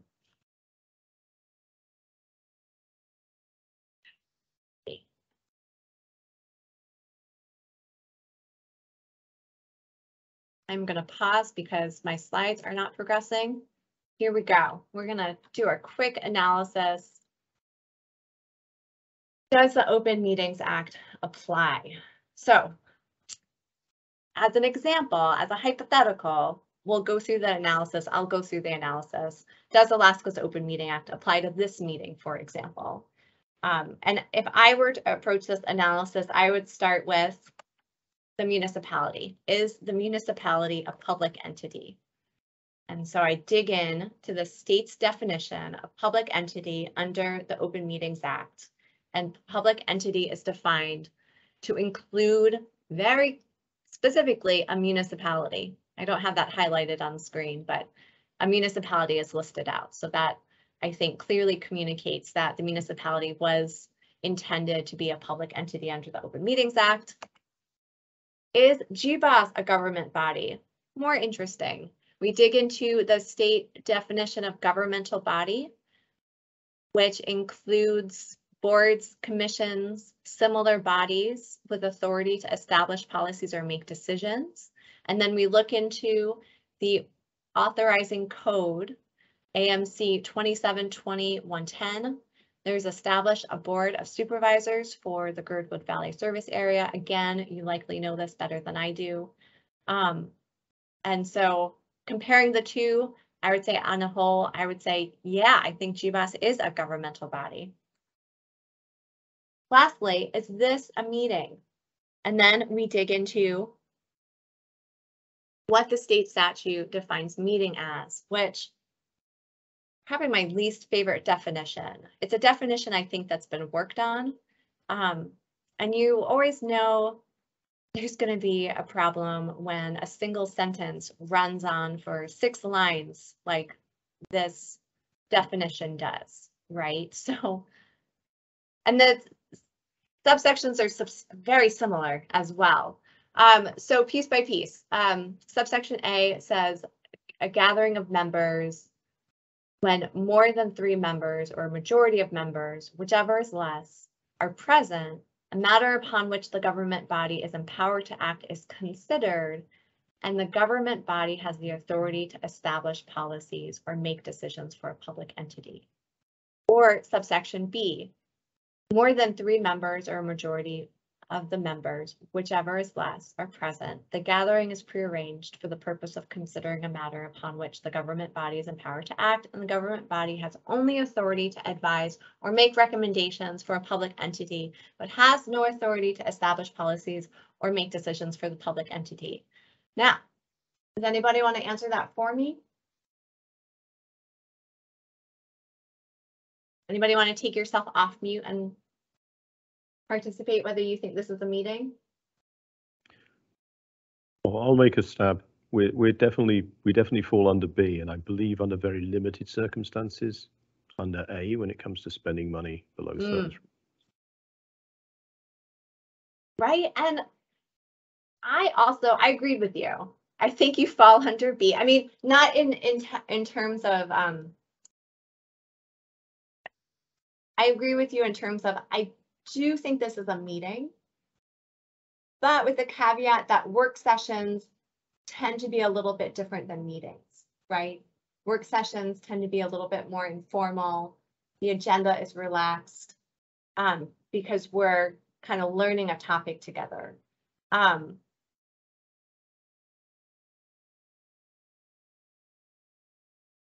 this is the joys of being an attorney, is every time I read something, I think, oh, I read a little bit differently, right? Are we meeting for the purpose of considering a matter upon which the government body is empowered to act? And I think that's part of the challenge of the Open Meetings Act, is that it's very easy to get tripped up in the complications of these definitions. And I think we saw that with the ethics board as well, of definitions are provided for terms that are commonly used, but the definitions might not be as helpful as we would like them to be. But I did agree that the Open Meetings Act would apply to this work session. Okay, so we drill down into the state statute. Now to take a moment to drill down into Anchorage Municipal Charter. Slides catch up with me. Charter, code, and regulations. Another hat I wear at the municipality is a hat of the code revisor, which works a lot in our code. If you have not been to the MuniCode website, which hosts our code, I would encourage you to check it out. I've been on many platforms hosting local government codes, and I happen to think MuniCode is one of the strongest and most easy to navigate and the most user-friendly. So I encourage everyone to check it out and get some fluency with the actual language of the code. Speaking of the actual language of code, cut and paste right here. Our commitment to public meetings straight out of the gate is in Anchorage Charter 1705. I put the entire section or subsection there, public meetings. All meetings shall be public. And then it directs the assembly by ordinance to adopt procedures for maximum reasonable public notice of all meetings. And again, an exception for executive session. No official action may be taken in executive session. And then another fun fact, I learned this, I was in a meeting with a board and it was like 11:45 at night. And they said, can we keep going? And I said, yeah. And it turns out you cannot take any official action between midnight and 7 a.m. Fun fact. So our charter values having a off time. So then the charter requires the assembly to adopt ordinance and code regarding public meetings. That lives in Anchorage Municipal Code, Chapter 1.25. And again, it's very similar language to what is in our state statute. All meetings shall be public. But our code goes into a little bit more detail, and I would encourage you, I thought about cutting and pasting or copying and pasting and giving you the whole thing. I did not do that. Maybe I'll do that next time. And I thought I did that.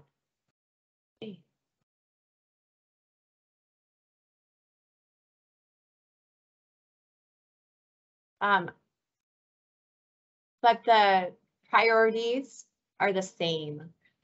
Meetings must be properly noticed. Usually the language reasonable is in there. There's time frames within 24 hours, 7 days, depending on the content of the meeting, whether there's emergency or not. The meeting must be open to the public. The public is considered anyone and everyone. You don't have to be, a citizen or a resident.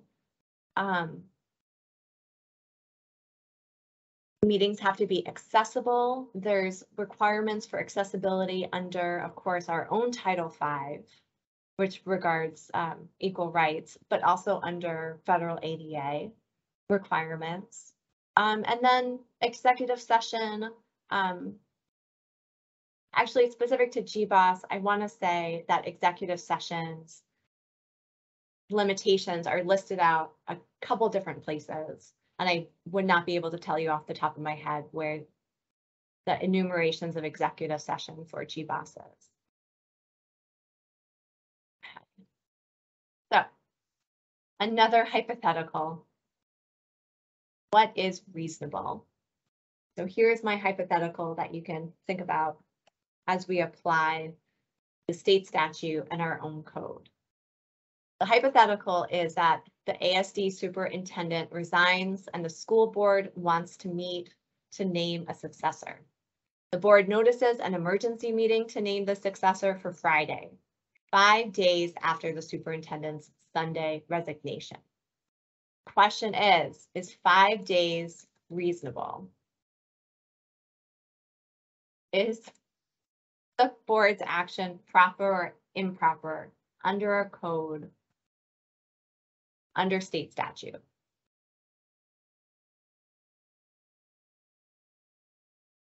Okay, my first step would be to look at whether the Open Meetings Act applies or whether, I'm not going to make you raise your hands. Of course, the municipality, we already discussed, it's a public entity. The school board is a governmental body. Open Meetings Act, our code requires notice. And the notice must be reasonable. I'm sorry, I'm catching up to my slides.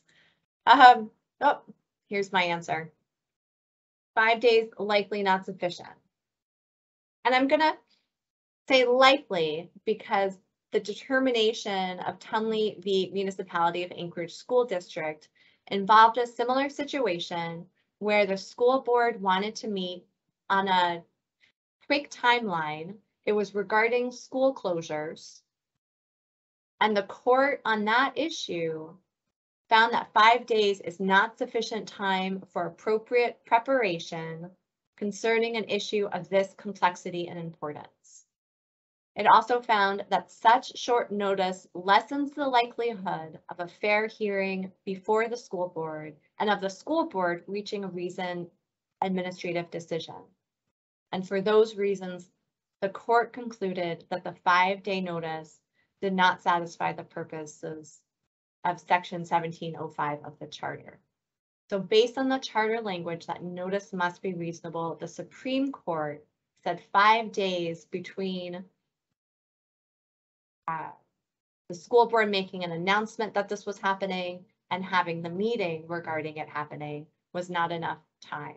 So I think it would be likely that the Supreme Court would again follow that path for a situation like our hypothetical.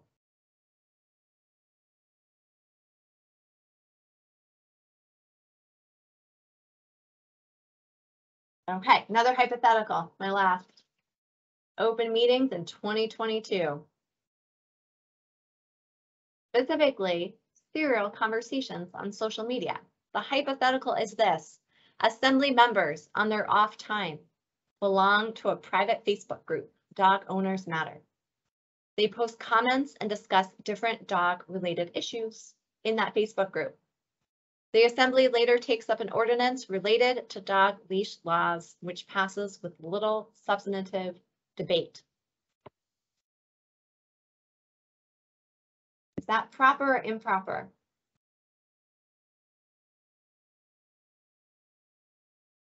Again, I would go through, does the Open Meetings Act apply? Municipality is a public entity. Assembly is very clearly a governmental body. But was that Facebook group a meeting? Digging back to that beloved definition of meeting. Meeting is defined as a gathering of members of a governmental body. When more than 3 members or a majority of members are present. So what do you guys think? This time I'm going to want to show of hands, at least of the folks that are in the community room, because I can see you. Does a Facebook group constitute a meeting? Yes? No? Does not constitute a meeting? Up. Brianna's got her hands up. I said for no. Okay. Well, the Supreme Court that's going to make me go through. The Supreme Court, I think this is 1994, did not agree with you. In a situation where board members had one-on-one conversations with each other, the court found that important decision-making and substantive discussion took place outside of the public eye, right? So this was,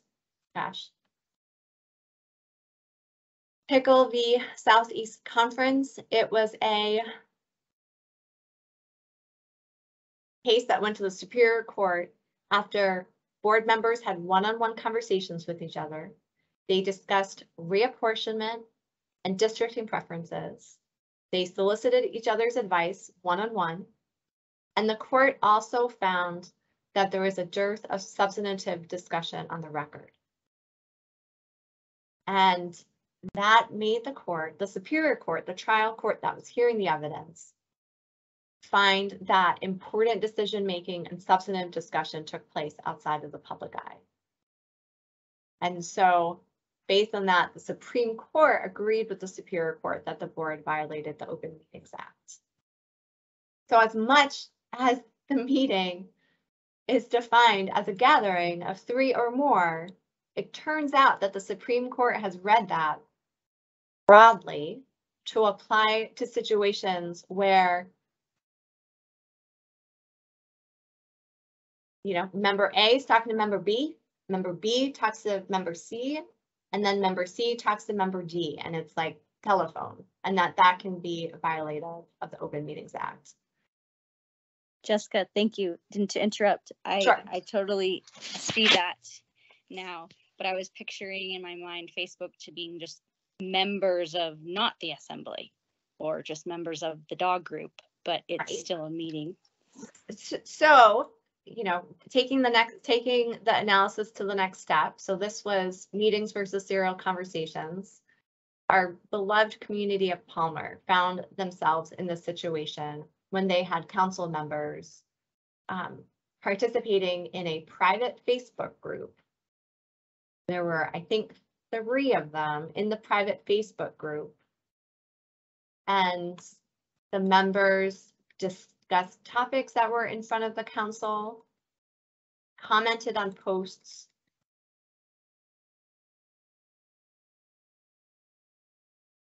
and the public found out, and all heck was raised and concerns.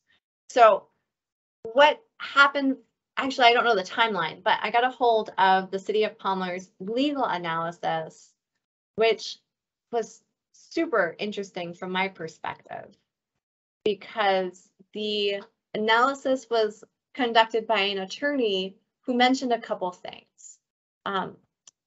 One, the analysis said at least one of the streams of communications appeared to have violated the Open Meetings Act. And then includes a broad recommendation for council members not to discuss this stuff in Facebook groups, which is fun because I don't know anyone who is not on social media in some way or form. So it is challenging. But the legal analysis also went into how the council likely cured the violation because they had lots of meetings and lots of public testimony since those Facebook group conversations. And the analysis also noted that it had been more than 180 days since the communications took place. So they're outside the kind of statute of limitations of Open Meetings Act allegations. But turned out to not make a difference in Palmer. If you're familiar with the timeline, the 3 city council members were put on the ballot. There's a recall, and I believe all 3 of them were recalls. And the basis of the recall was all about the Open Meetings Act violations. So with 10 minutes to go, we are going to talk very briefly about complaints and violations of the Open Meetings Act and of our own code.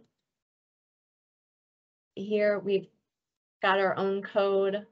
And this is so nice that the Board of Ethics just presented, because it's actually the Board of Ethics that accepts and considers complaints of violations of the Open Meetings Act and makes recommendation regarding corrective action. So that's under our code. And then under the state statute, it lays out that action taken contrary to the Open Meetings Act is voidable. A lawsuit to void an action must be filed within 6 months, 180 days after the date of the action. So the action is not immediately or automatically voidable. You have to bring it to court. You can't sue an individual member for violating the Open Meetings Act. What else? And any alleged violation can be cured by holding another meeting in compliance with the Open Meetings Act. So you hold a meeting, you forget, like there's a glitch and the notice, it's not publicly noticed. The cure, the solution, the fix is just to have another meeting. And then the statute directs the judge, if there is a lawsuit brought, to consider a number of different factors, like the expense if the action is voided, the disruption that may be caused if the action is voided, the degree of additional litigation, like say there is a meeting where contracts were agreed to, and then 3 months later, someone says that meeting was held in violation of the Open Meetings Act. Well, if the court were to overturn the meeting, what would happen to the contracts? And so on and so forth. So generally, individuals can't be sued under Open Meetings Act. Actions aren't automatically void. You have to bring it to court. You have to bring it to court within 180 days. Open Meetings Act violations may be a basis for a recall petition, and they may also be cured by holding another meeting. I had one more thought.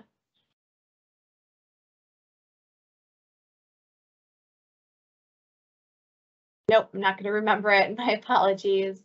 I think that's all I have. And I am happy to take questions. I moved through that pretty quickly, and I appreciate your participation. Thank you, Jessica. Okay, Jennifer has her hand up first. Thank you for that. That was super helpful. I do have a question about a hypothetical. In particular, hypothetically, what if Girdwood had an issue that was kind of uniting the community, so the community is fairly much on one side or the other, and we have a community meeting about it. It has felt like, because the town is so small, it has felt like we have a kind of an obligation to be there and know what's being said. But is it problematic if we're all in the room, or is the issue more whether or not we're talking to each other? And by the way, hypothetically, this would come before the body for a vote later on. Right. You know, I've thought a lot about the difficult position that GBOS is in, being both a board of supervisors, and this is my opinion, not the municipality at large. I'm not the municipal attorney. I'm not the municipal manager.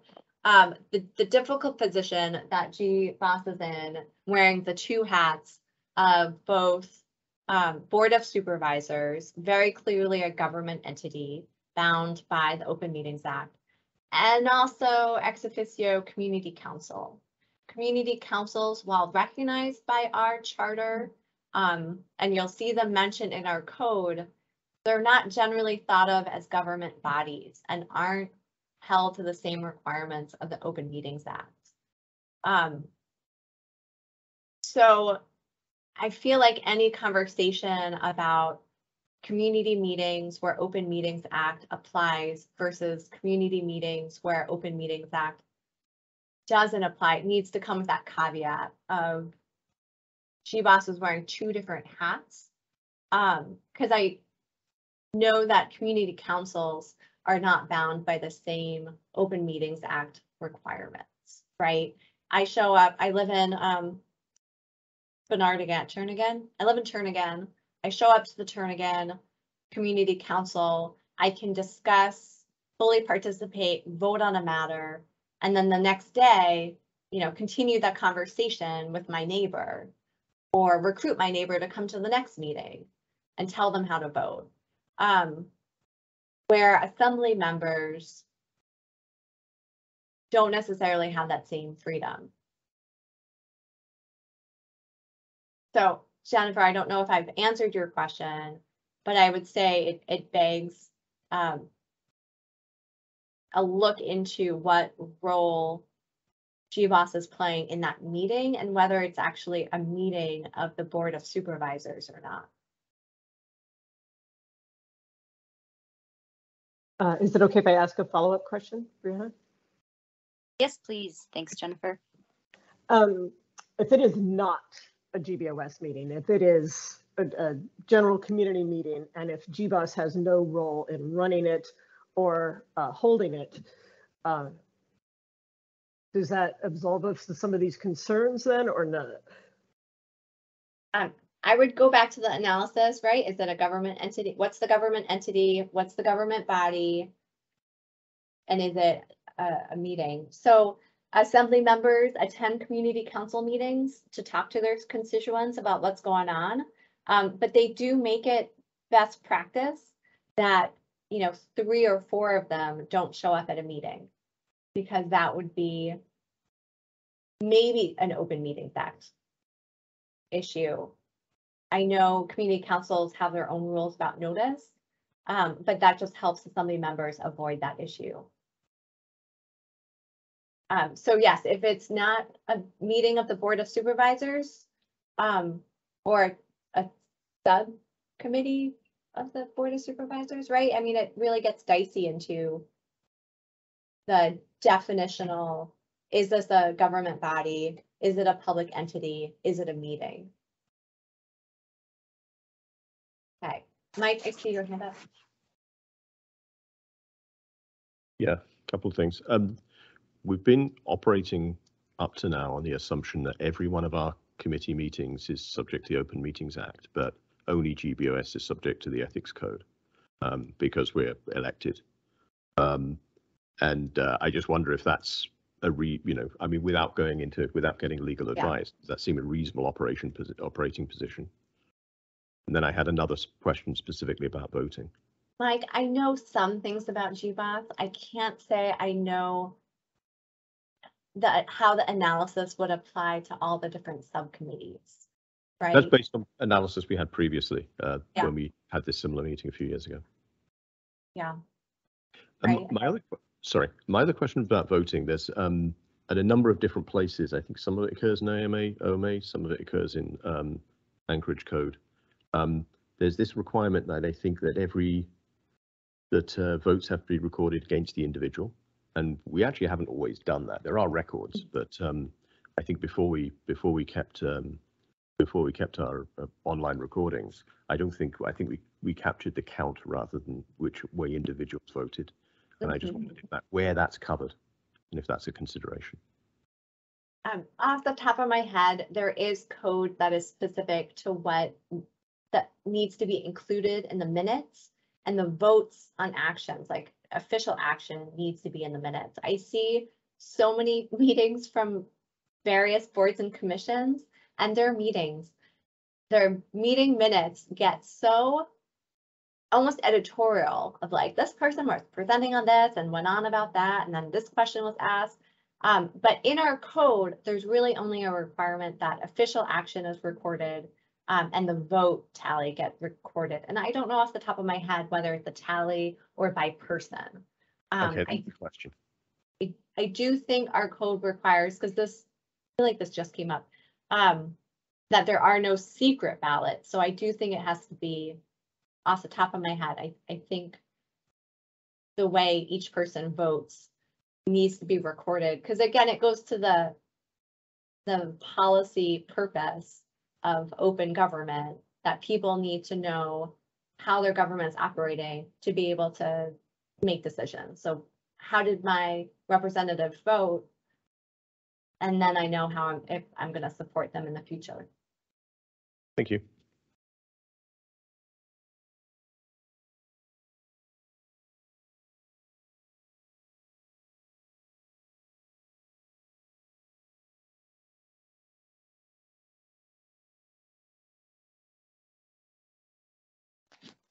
Any other questions for Jessica?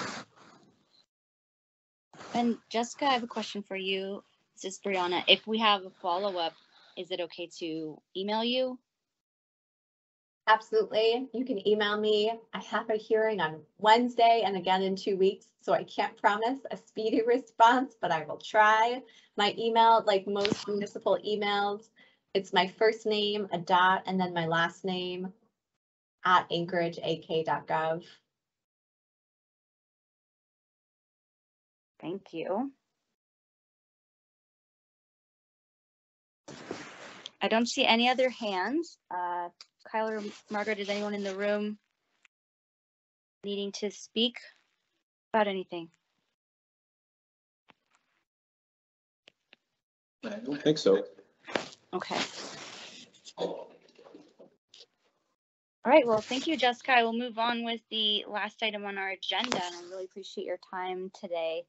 and your helpful slides. My pleasure. Thank you so much for participating in our government. Thank you. Okay, public comment. Persons offering public comment must state their full name and address. Public comment is limited to 3 minutes per person and must be on subjects not listed on the agenda. Is anyone making public comment today? Any hands anywhere? Or on the phone, you can speak up.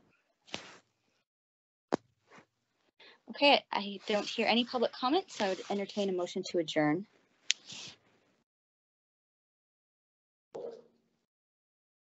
Move to adjourn. Thank you, Mike. Do we have a second? I'll second. Thank you, Jennifer, and thank you everyone for attending today. That completes our meeting. Thank you, everyone.